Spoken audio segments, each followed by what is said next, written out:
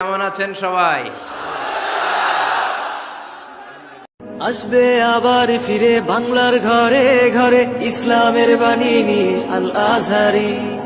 এ এ কোটি যুবকের নয়নমণি, বাংলা মাটির গর্ব তুমি। কোটি যুবকের নয়নমণি, বাংলা মাটির গর্ব তুমি। চলো এগোই মানের সাথে, চলো এগোই মানের সাথে, উগ্র জনতাজ পথে পথে। দিন প্রচারে আসবে বাধা, শুনেছি সেটা অনেক পুরনো কথা।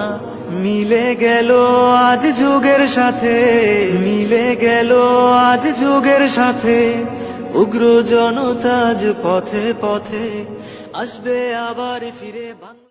আমরা আল্লাহর জন্য আপনাকে ভালোবাসি। মিজানুর রহমান আজহারী। অনেক শ্রোতারা, অনেক দিনী ভাইরা প্লে কার্ড নিয়ে দাঁড়িয়েছে। সবার জন্য দোয়া আর ভালোবাসা। আমরা ভালোবাসা দিয়ে বিশ্ব জয় করব, ঠিক কিনা? হেরে যাবে ওদের হিংসার ষড়যন্ত্র, জিতে যাবে আমাদের ভালোবাসা। আমাদের ভালোবাসাকে হারায় দেওয়ার মতো শক্তি পৃথিবীর কারণে চিল্লায় বলো, ঠিক কিনা?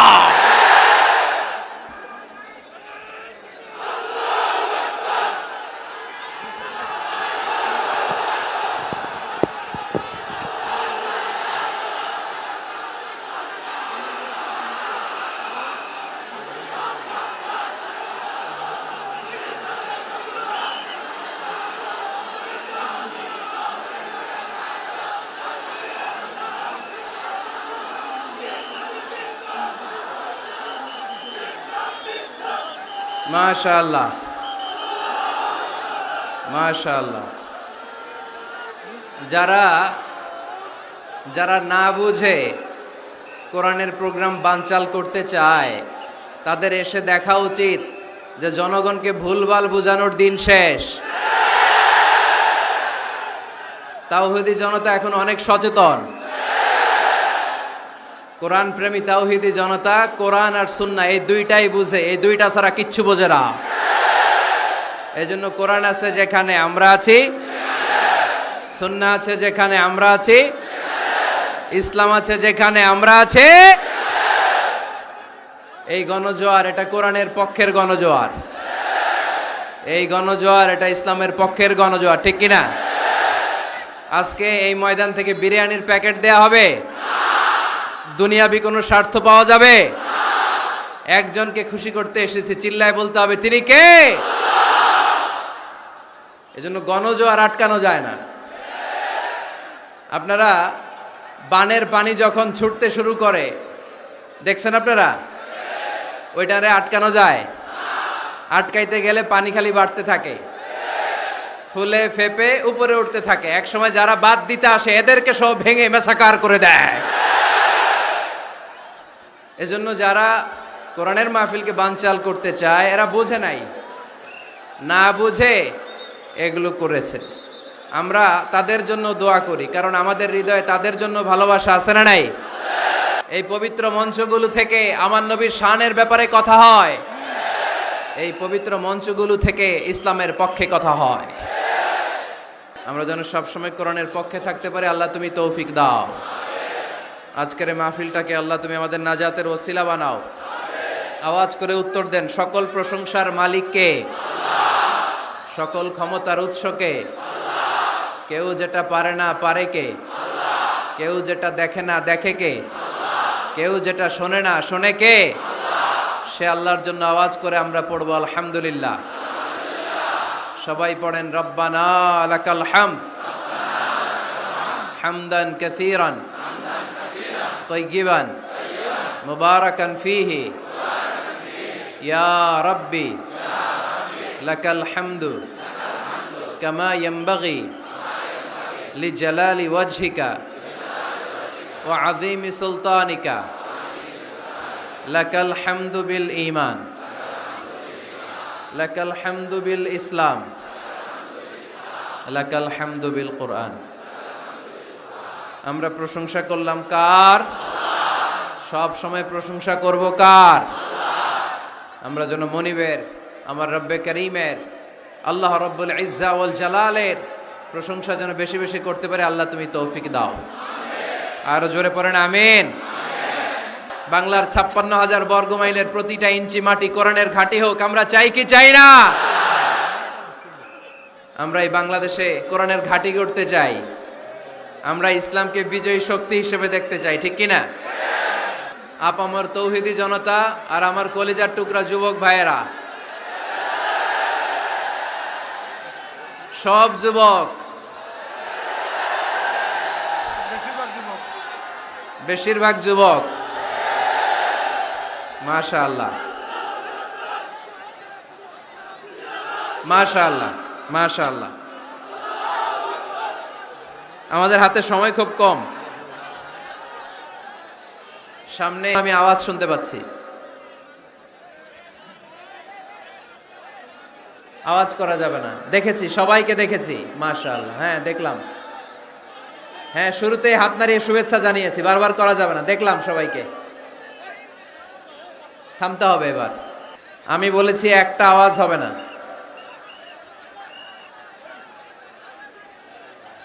ওই যে আমি একটা আওয়াজ হবে না বলছি, ওরা দুইটা আওয়াজ করতেছে। আওয়াজ করবেন না, না, no sound. As a father, as a teacher, as a commander, as a lawgiver, as a lawmaker, Muhammad is the superman of the world. সুবহানাল্লাহ পড়েন। আমার নবীর চাইতে শ্রেষ্ঠ কোনো মানুষ গোটা বিশ্বে দ্বিতীয়টা হতে পারে না।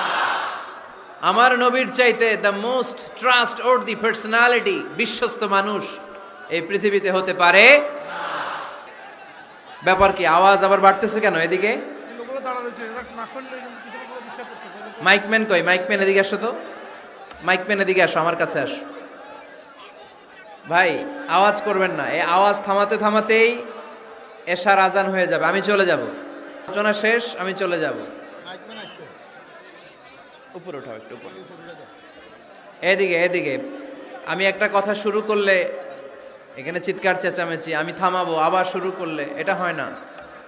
অল্প কয়েক মিনিট, লম্বা চড়া বক্তব্যের সুযোগও নাই। আমি চাই পিন পতন নীরবতা। আরেকটু আরেকটু, ব্যাস। আবার তো নিচে নেমে যায়। আওয়াজ করো না, আওয়াজ করো না ভাই, আওয়াজ করো না।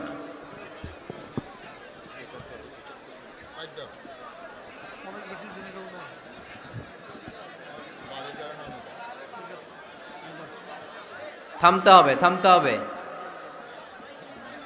একজনও কথা বলবে না, একজনও না, নট এ সিঙ্গেল পারসন।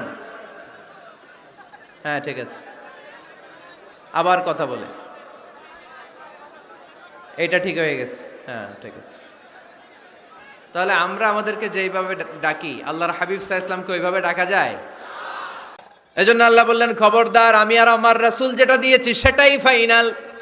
অতিরিক্ত বুঝতে যেও না, ওভার স্মার্ট সাজতে চেও না। আমি আল্লাহর দেয়া, নবীর দেয়া বিধানের সামনে অ্যাডভান্স হতে যেও না। কারণ আমি আল্লাহ আর আমার রাসূল যেই নিয়ম দিয়েছি সেটাই ফাইনাল, সেটাতেই বরকত। কোন মুমিন বান্দা বান্দীদের কাছে যখন আল্লাহ আর আল্লাহর রাসূলের কথা বলা হয়, তাদের কাছে এটাই ফাইনাল, ঠিক কি না? ওমা কানা লিমুমিনিন ওয়ালা মুমিনাতিন ইযা খাদাল্লাহু ওয়া রাসূলুহু আমরান আইয়াকুনা লাহুমুল খিয়ারাতু মিন আমরিহিম। মুমিন নরনারীর কাছে যখন বলা হবে এটা আল্লাহর কথা, আল্লাহর রাসূলের কথা, এটাই ফাইনাল। এরপরে মুমিনের আর নতুন কোনো চয়েস থাকতে পারে না। আল্লাহ বলেছে 5 ওয়াক্ত সালাত জামাতের সাথে আদায় করো, এটাই ফাইনাল, ঠিক কি না? আল্লাহ বলেছেন চুরি করলে চোরের হাত কেটে দাও।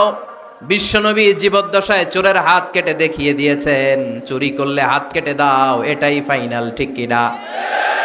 আল্লাহ নিয়ম জারি করেছেন, ও নারীরা পর্দা করে ঘর থেকে বের হও, এর উপরে কোনো কথা নাই, জোরে বলেন ঠিক কি না? আল্লাহ আইন করে দিয়েছেন রমাদানের 29 দিন কিংবা 30 দিন রোজা রাখবা, এটাই ফাইনাল, এরপরে কোনো কথা নাই, জোরে বলেন ঠিক কি না? যারা সম্পদশালী হয়েছো, বছরান্তে 2.5% যাকাত দিবা, বিধানটা কার? এটাই ফাইনাল, এরপরে কোনো কথা আছে? তার মানে আল্লাহ আল্লাহ রাসূল যেটা দিয়েছে এটাই ফাইনাল, এটাই সর্বোৎকৃষ্ট, এর চেয়ে উৎকৃষ্ট আর ভালো হতে পারে না। এটা ফজরের ফরজ নামাজ কয় রাকাত? আওয়াজ করে বলেন। বিধানটা কার? আপনি যদি বলেন আমি একটু বাড়ায় পড়বো, 3 রাকাত পড়বো, সওয়াব বেশি হবে না? কারণ আপনি অ্যাডভান্স হয়েছেন। লা তুকদ্দিমু বাইনা ইয়াদাইল্লাহি ওয়া রাসূলিহি, খবরদার আল্লাহ আল্লাহ রাসূলের উপর অ্যাডভান্স হয়েও না। রমাদানের রোজা 30টা, আপনি যদি বলেন 35টা রাখবো, রমজানের পরে আরো 5টা যদি একাধারে রাখেন, রমজান মনে করে আল্লাহ কবুল করবে? কবুল করবে? তার মানে আল্লাহ আল্লাহ রাসূল যেটা বলেছে এটাই ফাইনাল, এর চেয়ে বেশি কিছু আর ইবাদত করা যাবে, এর চেয়ে শ্রেষ্ঠ ইবাদত হতে পারে না। বিষ্ণু ইসা ইসলাম বললেন সারা রাত তাহাজ্জুদ পড়লে এটা শ্রেষ্ঠ ইবাদত নয়, বরং রাতের কিছু অংশ ঘুমাবা, কিছু অংশ তাহাজ্জুদ পড়বা। আইয়ামুল বীজের রোজা রাখবা, সোম আর বৃহস্পতিবার রোজা রাখবা, আরাফার রোজা রাখবা, আশুরার রোজা রাখবা, শাওয়ালের 6 রোজা রাখবা। এর চেয়েও বেশি রাখতে চাইলে একদিন রোজা রাখবা, আরেকদিন রাখবা না, একদিন রাখবা আরেকদিন রাখবা না। এর চেয়ে ভালো রোজার হতে পারে?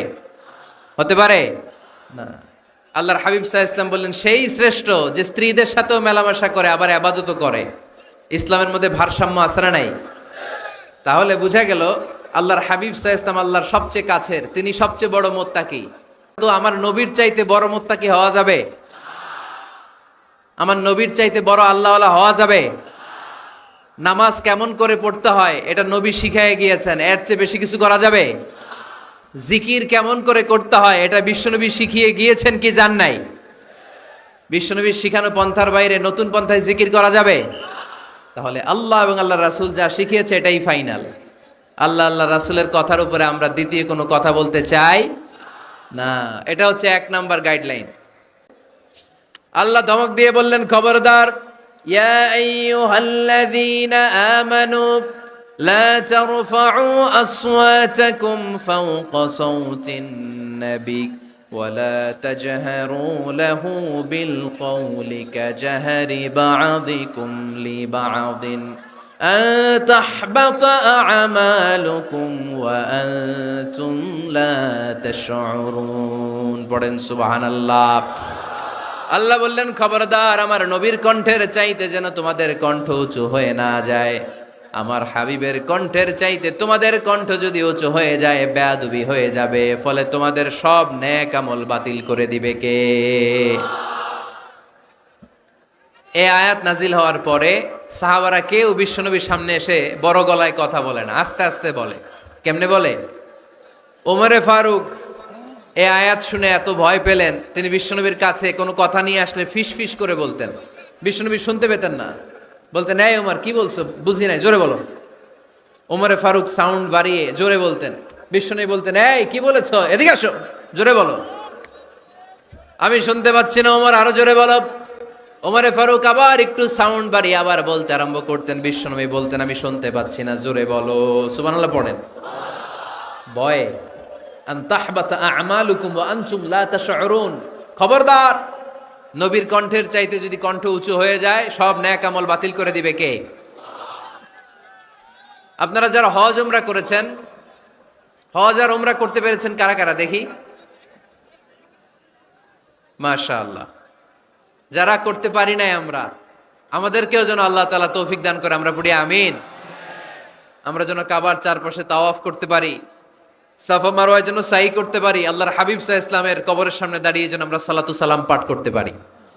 আওয়াজ করে পড়তে হবে আমিন। বিশ্বনবী সাল্লাল্লাহু আলাইহি ওয়াসাল্লামের কবরের উপরে এই আয়াতটা লেখা, যে আয়াত নিয়ে আমি এখন আপনাদের সামনে আলোচনা করছি। লা তারফাউ আসওয়াতাকুম ফাওকা সাওতিন নবী। দেখছেন না হাজী সাহেবরা, দেখে আসছেন না?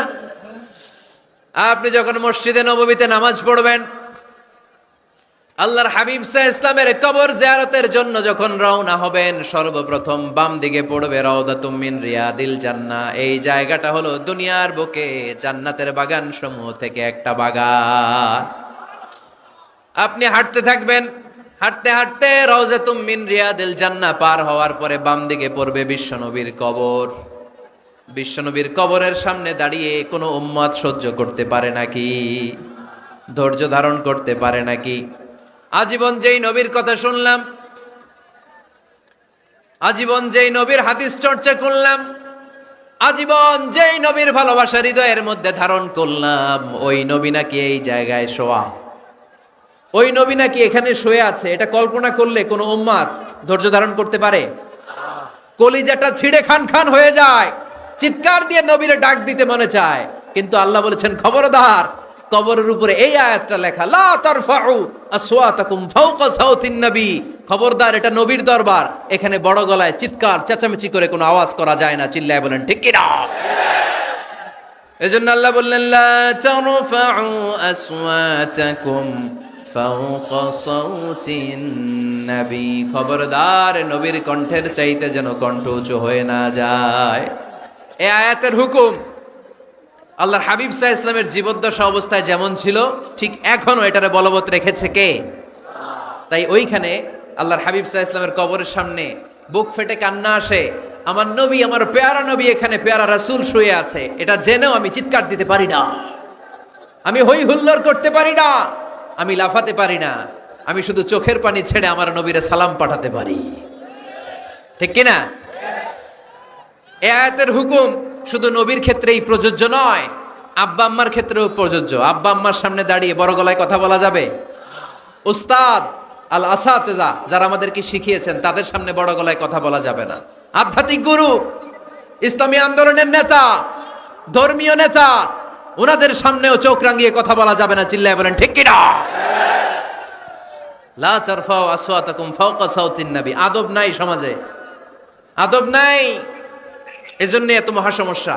তাহলে প্রথম মেসেজ হচ্ছে আল্লাহ আল্লাহর হাবিব যা বলেছেন ওইটাই ফাইনাল, ওইটার উপরে কোনো কথা আছে? দ্বিতীয় মেসেজ হচ্ছে নবীর দরবারে দাঁড়িয়ে বড় গলায় কথা বলা যাবে। 3 নম্বরে আল্লাহ বললেন, ইয়া আইয়ুহাল্লাযীনা আমানু ইন জাআকুম ফাসিকুম বিনাবাইন ফাতাবায়ানু। ও বিশ্বাসীরা, ও ঈমানদার বান্দারা, তোমাদের সামনে যদি কোনো পাপাচারী, কোনো ফাসিক যদি কোনো খবর নিয়ে আসে, খবরটা বিশ্বাস করার আগে যাচাই করে নিও। ফাতাবায়ানু ইয়ানি ফাতাসাব্বাতু আন সিহহাতিল খবর, খবরটা সহিহ কিনা যাচাই করার দরকার আছে না নাই? ইযা জাআকুম ইন জাআকুম ফাসিকুম বিনাবাইন ফাতাবায়ানু। ফেনীবাসী মনোযোগ দিয়ে শুনেন, কেউ যদি কোনো তথ্য নিয়ে আসে, খবর নিয়ে আসে, শুনেই হুট করে বিশ্বাস করা যাবে না। ফেসবুকে প্রায় বিভিন্ন ফেক নিউজ আছে না নাই? রুমর, গুজব আছে না নাই? আমি তখন মালয়েশিয়া, হঠাৎ করে দেখলাম নিউজের মধ্যে অনেকে স্ট্যাটাস দিতে শুরু করেছে যে পেঁয়াজের মতো লবণেরও দাম বেড়ে গেছে। এটা কি সত্য নিউজ না গুজব? জোরে বলেন। গুজব। আসলে কি লবণের দাম বাড়ছিল? বাড়ে নাই, কিন্তু না জেনেই অনেকে শেয়ার দিছে। এজন্য ফেসবুকে কোনো নিউজ যদি আপনি দেখতে পান, শুনতে পান, verify, justify the news whether it's true or wrong. Check, make a cross check and double check regarding the authenticity of the report.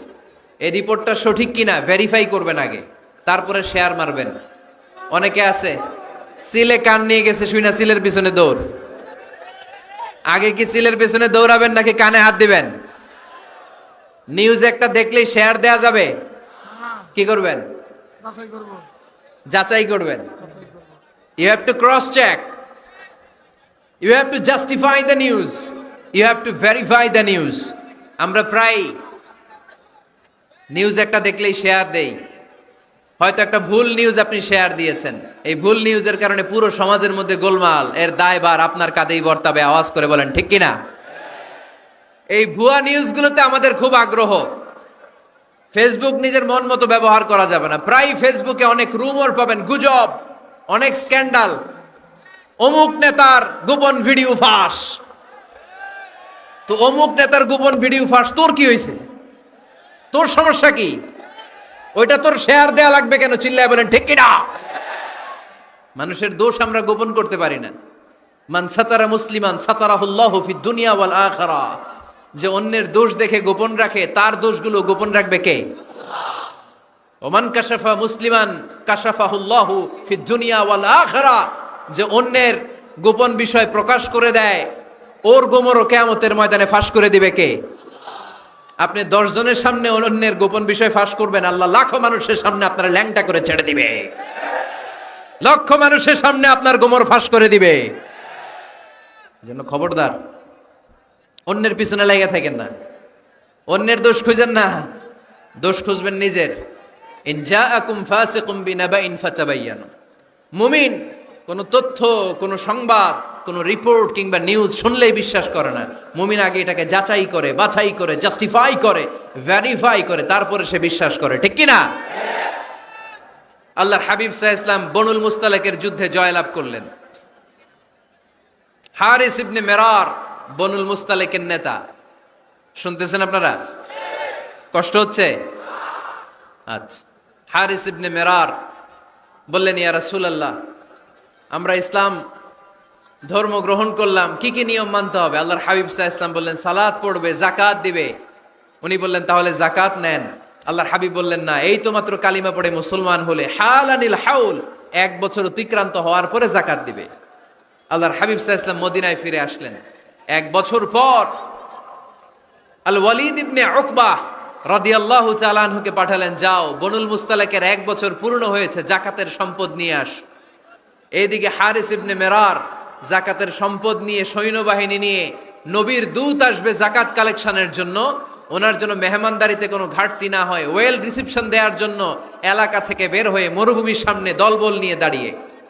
Walid ইবনে উকবা যখন যাকাতের সম্পদ কালেক্ট করার জন্য বনুল মুস্তালিকের ওদিকে যেতে শুরু করেছে, এলাকায় ঢোকার আগেই দেখে বনুল মুস্তালিকের লোকেরা ঘোড়সাওয়ার বাহিনী দাঁড়ায় আছে। এই দৃশ্য দেখে ওয়ালিদ ইবনে উকবা মনে করেছে বনুল মুস্তালিক মনে হয় তাকে হত্যা করার জন্য দাঁড়িয়ে রয়েছে। আসলে কি হত্যার জন্য দাঁড়ায় আছে? কি জন্য দাঁড়ায় আছে? ওয়েলকামিং রিসিপশন দেওয়ার জন্য। উনি ভয় পেয়ে অ্যাবাউট টার্ন,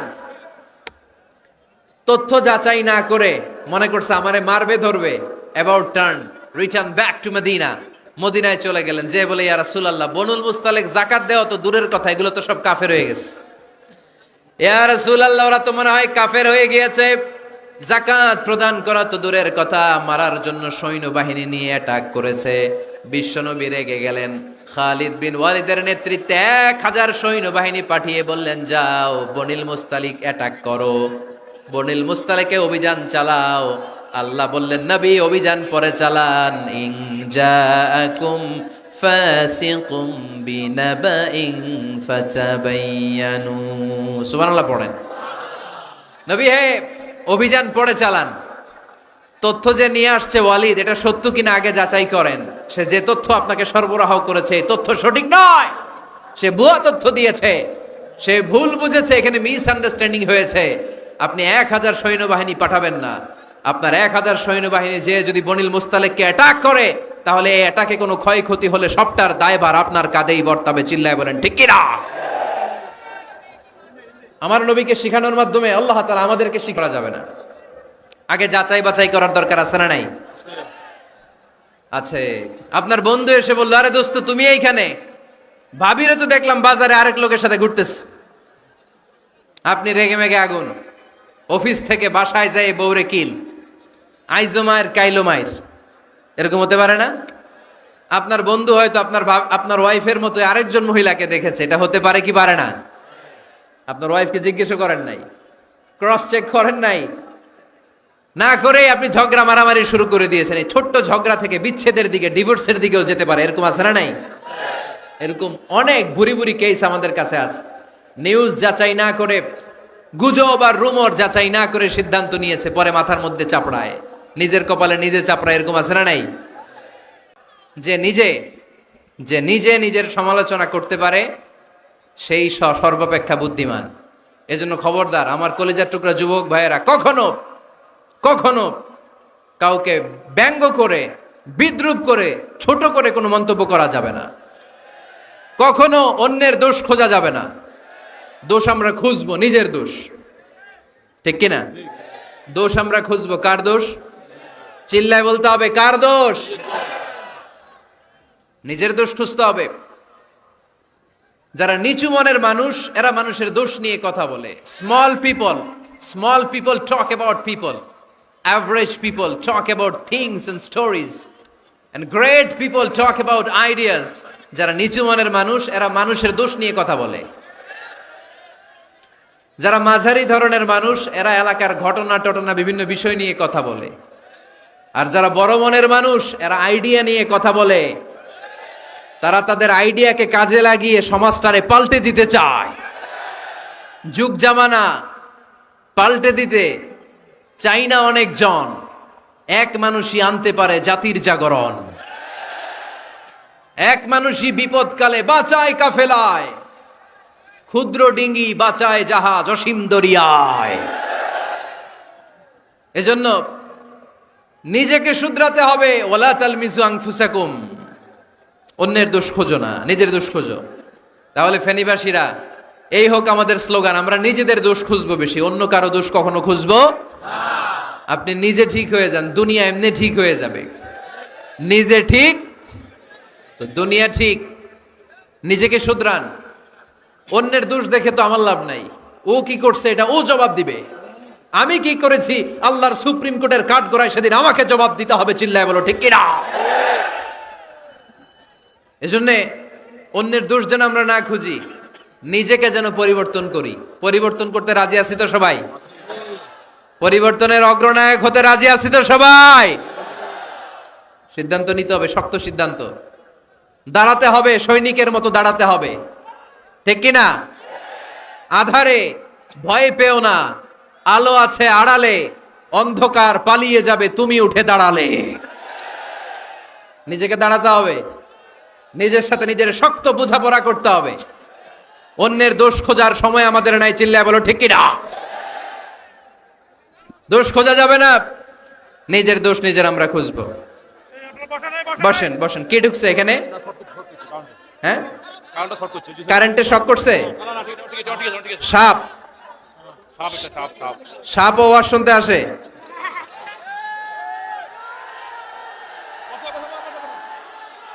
মাশাআল্লাহ। এইখানে এখানে শ্রোতা হিসেবে আছে বীর মুজাহিদ, মেরে ফেলছে এটারে। ঠিক আছে ঠিক আছে ঠিক আছে, বসেন।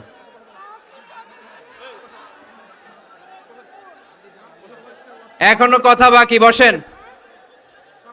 একটা আওয়াজ হবে না, একটা আওয়াজ হবে না। আবার আওয়াজ হয় এখানে। তাহলে ফেনীর ভাইয়েরা, অন্যের দোষ খুঁজবো না, নিজের দোষ খোঁজা যাবে? যাবে যাবে? ক্লান্ত হয়ে গেছেন? কষ্ট হচ্ছে? তারপরে 7 নম্বরে আল্লাহ বললেন, ওয়ালা তানাবাজু বিল আলকাব, ওয়ালা তানাবাজু বিল আলকাব। এই ছেলেরা, আমি এখনই উঠে যাব, বিদায় নিচ্ছি, বসো। বসেন ভাই, বসেন। এগুলো অনেক জরুরি কথা, মনোযোগ দিয়ে শুনেন। ওয়ালা তানাবাজু বিল আলকাব, মানুষকে মন্দ নামে ডেকো না। আমরা অনেকের নাম চেঞ্জ করে ডাকি, আছে না নাই? না, আমার কলিজার টুকরা ফেনীর ভাইয়েরা, আজ থেকে কখনো কারো নাম চেঞ্জ করে আমরা ডাকবো না। যে নামে তাকে ডাকলে সে খুশি, আমরা ওই নামে ডাকবো। পারবো তো? কারণ প্রত্যেকের নামটা প্রত্যেকের কাছে বড্ড দামি, প্রত্যেকের নামটা প্রত্যেকের কাছে বড্ড প্রিয়। আপনার নাম কি? লিটন ভাই, মাউল হক লিটন ভাই। আপনার কাছে মনে হইতে পারে, আরে লিটন একটা নাম হইলো, তো কত আছে আমাদের এলাকায়। না, এলাকায় অনেক আছে ঠিক, কিন্তু লিটন ভাইয়ের কাছে লিটন নামটা খুব আদরের, যত্নের, ঠিক কিনা? আমার নাম কি? আমার নাম মিজান। আরে মিজান একটা নাম হইলো নাকি? কত নাম আছে মিজান, এলাকার সিপাই পয়রাস। এটা ঠিক, অনেক নাম আছে মিজান নামে, কিন্তু যেহেতু এটা আমার নাম, আমার কাছে এই নামটা বড় দরদের, বড় যত্নের, বড় আদরের। কারণ এই নামটা আমার পরিচয় বহন করে। ভাইয়ের নাম কি? স্বপন। স্বপন ভাই এলাকায় অনেক আছে না? তো সিম্পল একটা নাম, কিন্তু না, স্বপন মিয়াজি ভাইয়ের কাছে এটা সিম্পল না। এই নামটা ওনার কাছে বড় যত্নের। মানুষ তার নাম খুব পছন্দ করে, নিজের নামের। কারণ দেখবেন কাগজ আর কলম পাইলে সবাই নিজের নাম লেখে, খালি নিজের নামের সিগনেচার দেয়, আছে না নাই? এরপরে দেখবেন যে কক্সবাজারে গেলে সাগরের তীরে বালু পাইলেই বালুর মধ্যে নিজের নাম লেখে, আবার ওই নামের পাশ দিয়ে লাভও আঁকে, আছে না নাই? আমি অনেক দেখেছি। সাগর পারে গেলেই মানুষের মন উথাল পাতাল করে। তো সাগরের বালিতে নিজের নামটা বড় করে লেখে চারদিক দিয়ে লাভ, মানে এই নামটারে আমি লাভ করি। এটা প্রমাণ করে প্রত্যেকে নিজের নামটারে বড্ড বেশি ভালোবাসে, ঠিক কিনা? এজন্য ফেনীর সোনার টুকরারা, খবরদার বন্ধুরা, নিজেরা যেন একে অপরকে এমন নামে না ডাকি যে নাম শুনলে সে কষ্ট পায়। আজ থেকে কোনো বাজে নামে কাউরে ডাকা যাবে? আব্বা আম্মা আদর করে কত সুন্দর নাম রেখেছে আবু বাকার, ওরে সবাই ডাকে বকইরা, কপাল পোড়া। আব্বা আম্মা নাম রেখেছে আবু ওয়াক্কাস, ওরে ডাকে আক্কাইচা।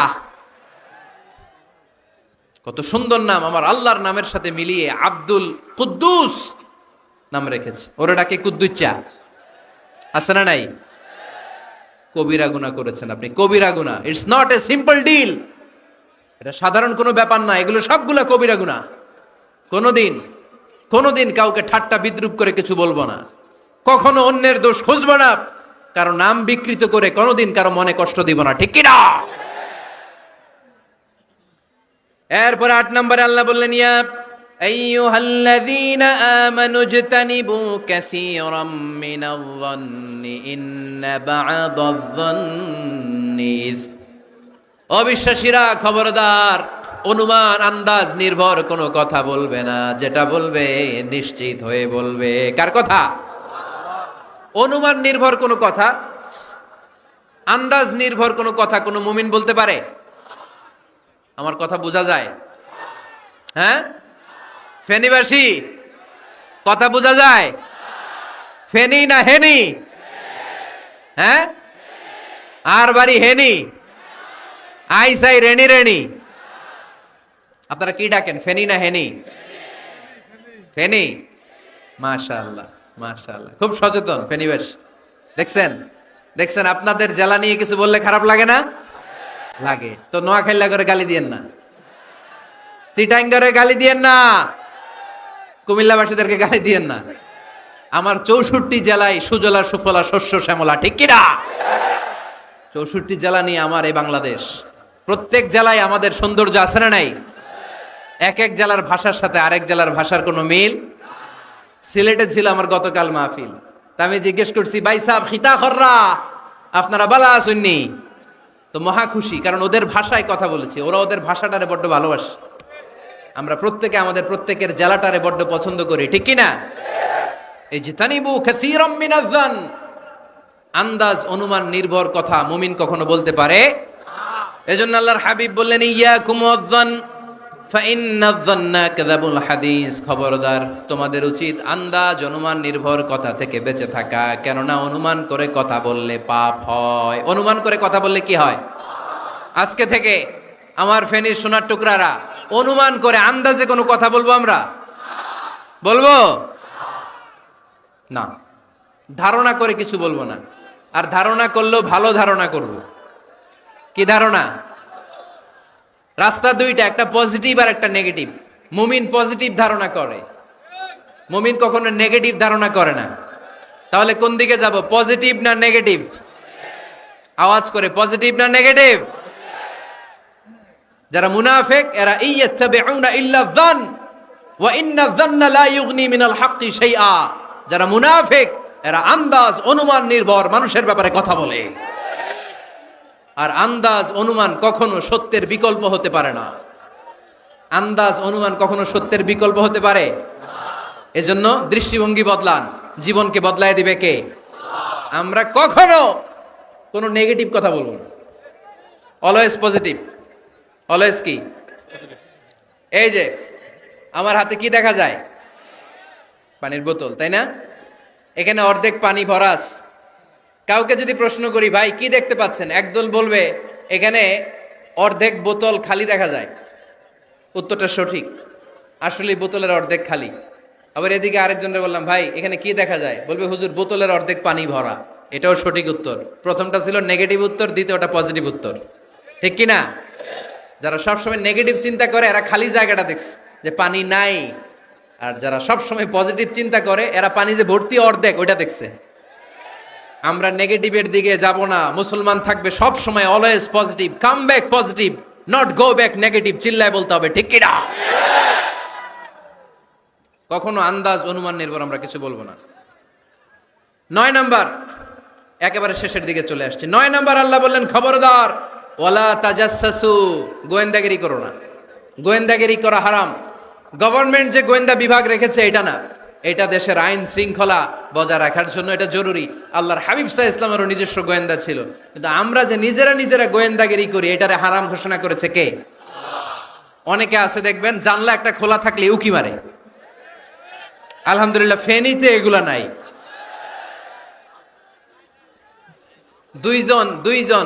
দুইজন ওদিকে কি যেন বলতেছে, উনি আড়ি পেতে কথা শুনে, আছে না নাই?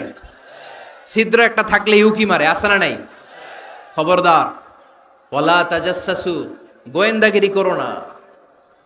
কখনো কোনোদিন কারো পারমিশন ছাড়া মোবাইলের গ্যালারি চেক করবেন না। কখনো কারো পারমিশন ছাড়া তার ফেসবুকের মেসেঞ্জারে কে কার সাথে চ্যাটিং করেছে এটা করা যাবে না। কখনো কারো পারমিশন ছাড়া তার মেইলের ইনবক্স খুলে দেখা যাবে না। কখনো কারো পারমিশন ছাড়া কারো ব্যক্তিগত চিঠি পড়া যাবে না। দিস ইজ ইসলাম, এটাই ইসলাম। আমরা ইসলামরে শুধু নামাজ আর রোজা আর জিকির আর এই দাড়ির মধ্যে সীমাবদ্ধ করেছি।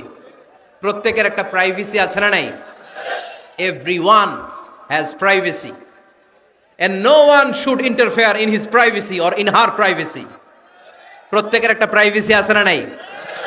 মানুষ ছোট হলেও তার একটা সম্মান আছে না নাই? এজন্য ছোট্ট বাচ্চাদেরকে কখনো প্যান্ট খুলতে বলবেন না। অনেকে বলে, আরে ছোট মানুষ, খোল খোল, আরে তুই খোল, এই খোল খোল খোল, তো আছে না নাই? ওরও প্রেস্টিজ আছে, ওরও সম্মান আছে। খবরদার, everyone has a personal space and no one should interfere someone's personal space.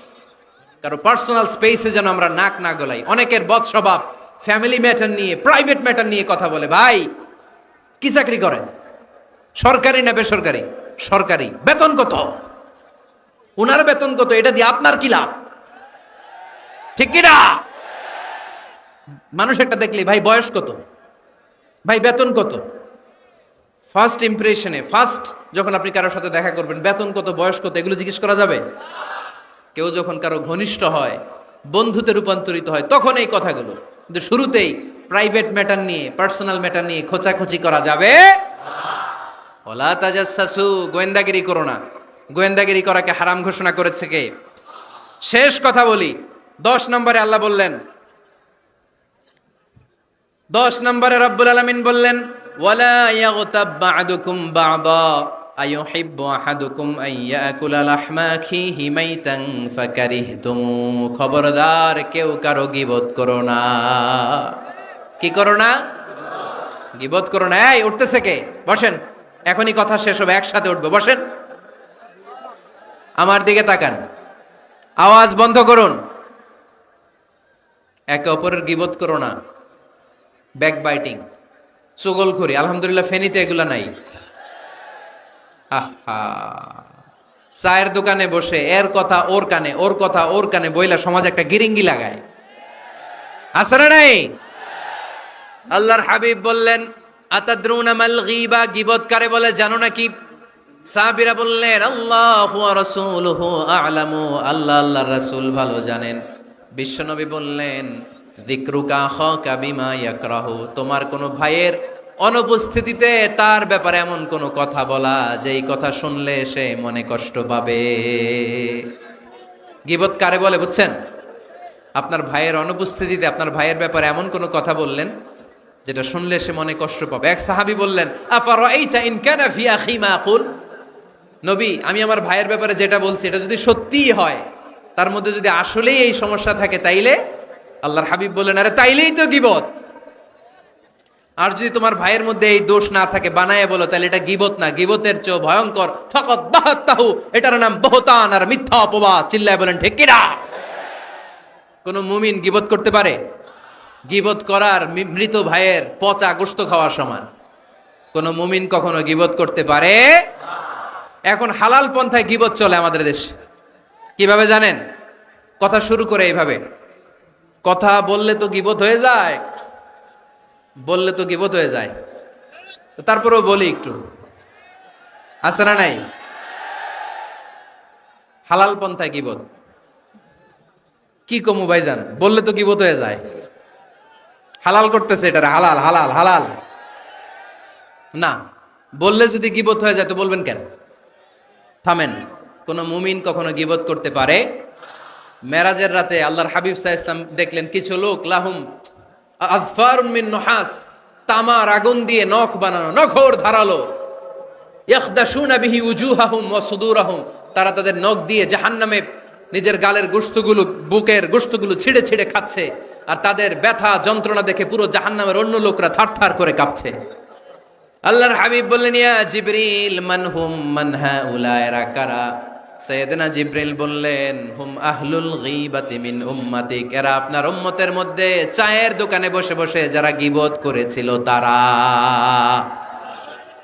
এজন্য কোন মুমিন গীবত করতে পারবে না। অন্যের গীবত আমরা করব না, দোষ খুঁজলে নিজের দোষ খুঁজবো। এই 10টা গাইডলাইন এই ফেনী জেলায় যদি কালকে থেকে ইমপ্লিমেন্ট হয়, আপনাদের কি মনে হয় ফেনীর কোনো এলাকাতে, কোনো থানাতে মারামারি, বিশৃঙ্খলা এগুলো থাকবে? থাকবে? সব শেষে আল্লাহ তাআলা আমাদেরকে ঐক্যবদ্ধ হওয়ার কথা বললেন। আল্লাহ 5 বার বিশ্বাসীদেরকে ডাক দিলেন, 6ষ্ঠবারে আল্লাহ দুনিয়ার সবাইরে ডাক দিলেন, আস্তিক নাস্তিক হিন্দু বৌদ্ধ এদেরকে ডেকে আল্লাহ শেষ করলেন। শেষ কথা শুনতে মনে চায়? এতক্ষণ আল্লাহ বলছি ইয়া আইয়ুহাল্লাযীনা আমানু, এর মানে কি? ওহে ঈমানদারগণ। এবার আল্লাহ ডাক দিছে ইয়া আইয়ুহান নাস। এবার আল্লাহ কি বলে ডাক দিছে? আওয়াজ করে বলতে হবে, কি বলে? এবার আল্লাহ বললেন, ইয়া আইয়ুহান নাস ইন্না খালাকনাকুম মিন যাকারিন ওয়া উনসা ওয়া জাআলনাকুম শুউবান ওয়া ক্বাবাইলা লিতাআরাফু ইন্না আকরামাকুম ইনদাল্লাহি আতকাকুম। পড়েন সুবহানাল্লাহ। আল্লাহ ডেকে বললেন, ইন্না খালাকনাকুম মিন যাকারিন ওয়া উনসা, ও বিশ্বাসীরা, এটা বলে ডাকে নাই, ও মানব সকল, নিশ্চয় আমি তোমাদেরকে এক নারী আর এক পুরুষ থেকে তৈরি করেছি। ওই পুরুষের নাম কি? ফেনীবাসী আওয়াজ করে বলেন, আদম আলাইহিস সালাম। আর ওই নারীটার নাম কি? এই দুইজন থেকে গোটা পৃথিবী। তার মানে আসলে আমরা সব এক। আসলে কি? সব এক। নাস্তিকও আমার ভাই, হিন্দুও আমার ভাই, বৌদ্ধ খ্রিস্টানটাও আমার ভাই। ভ্রাতৃত্ব 3 ধরনের। একটা হচ্ছে মায়ের পেটের ভাই, এটাকে আরবিতে বলে আল উখুয়া আন নাসাবিয়্যা, মায়ের পেটের ভাই, উনি আমার মায়ের পেটের ভাই। আরেকটা আছে আল উখুয়া দ্বীনিয়া, দ্বীনি ভাই। এই যে আমরা সবাই এখানে একে অপরের কি ভাই? দ্বীনি ভাই। 3 নম্বরে হচ্ছে আল উখুয়া আল ইনসানিয়া, মানবতার দিক থেকে ভাই। সে দৃষ্টিকোণ থেকে হিন্দু আমার ভাই, বৌদ্ধ আমার ভাই, কারণ সেও মানুষ আমিও মানুষ। আমাদের সবার বাবার নাম কি? কথা কয় না? আদম আলাইহিস সালাম। সবার মায়ের নাম কি? দেখছেন, আমরা সবাই এক, সবাই এক। বিভেদের প্রাচীর আর বৃত্ত আমরা বানিয়েছি। বিভেদের প্রাচীর আর দেয়ালকে ভেঙে দেওয়ার জন্য এই যুবক ছেলেগুলাই যথেষ্ট, ঠিক কিনা? আমার বাংলাদেশকে মাদক মুক্ত করার জন্য, ইফটিজিং মুক্ত করার জন্য, সুদ মুক্ত করার জন্য, যৌতুক মুক্ত করার জন্য আমার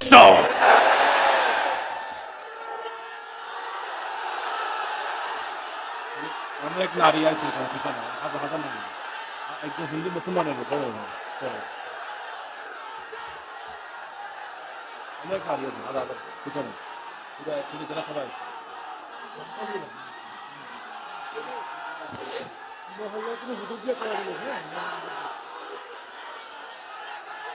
মাশাআল্লাহ, মাশাআল্লাহ, মাশাআল্লাহ। আমরা আসলে বিভেদের প্রাচীর তৈরি করতে চাই না। ঐক্যের কথা শুনলে আমরা, আমাদের সবচেয়ে বড় পরিচয় মুসলিম, এটা শুনলেই আপনাদের মধ্যে যে উচ্ছ্বাস আর উদ্দীপনা, এটাই প্রমাণ করে ভেদাভেদ কখনো জনগণ চায় না। মুসলিম তৌহিদি জনতার হৃদয়ের ভেতরে ভেদাভেদ নাই, হিংসা নাই, বিদ্বেষ নাই। আমাদের আসল পুঁজি ভালোবাসা। আমাদের আসল পুঁজি কি? এই ভালোবাসা দিয়ে আমরা বিশ্ব জয় করতে চাই, ঠিক কিনা? পারা যাবে মুসলমান? আর যে 10টা গাইডলাইন, 10টা মেসেজ আজকে শেয়ার করলাম, এগুলো মানা যাবে তো? অনেক বোনেরা এসেছে, আমার বোনেরা, আমি তো দেখতে পাচ্ছি একেবারে ওই রাস্তা পর্যন্ত, এইদিকে অনেক পেছন পর্যন্ত, এইদিকে অনেক ভাইরা, বিশাল জনসমুদ্রের আজকের এই আয়োজন। স্কুল মাঠ পুরোটাতে মহিলারা বসেছে। নারীদের জন্য একটাই কথা, 5 ওয়াক্ত সালাত জামাতের সাথে পড়বেন, রমাদানের রোজা রাখবেন, নিজের লজ্জাস্থানের হেফাজত করবেন, স্বামীর আনুগত্য করবেন। এই 4টা কাজ কোনো নারী করলে ওই নারীর জন্য 8টা জান্নাতের দরজা খুলে দিবে কে? আমাদের বোনগুলোকে আল্লাহ তুমি কবুল করো। আমার কলিজার টুকরা, আমি সাইয়েদনা ওমরে ফারুকের মতো কবুল করো, সাইয়েদনা হামজার মতো তুমি কবুল করো, খাব্বাব খুবাইবের মতো ইসলামের বীর সেনানী হিসেবে কবুল করে নাও। আজকের প্রোগ্রামের জন্য যারা কষ্ট করেছে, আল্লাহ তুমি এই প্রোগ্রামটার আমাদের নাজাতের ওসিলা বানাও। আপনারা সবাই ভালো থাকবেন, সুস্থ থাকবেন, সুন্দর থাকবেন। ঐক্যের আহ্বান জানিয়ে এখানেই শেষ করছি। সংক্ষিপ্ত দোয়া হবে, একসাথে দোয়া করে বিদায়।